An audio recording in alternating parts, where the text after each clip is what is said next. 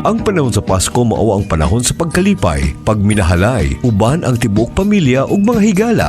Mao kini sila ang tinuod nga diwa sa atong Pasko. Ingon nga natawang batang Hesus sa sabsaban, ipabilin nga simple ug puno sa gugma ang inyong mga kasing-kasing sa pagsaulog sa Pasko. Kay ang batang natawo sa Bethlehem, mauman ang hari sa gugma sa tibuok kalibutan.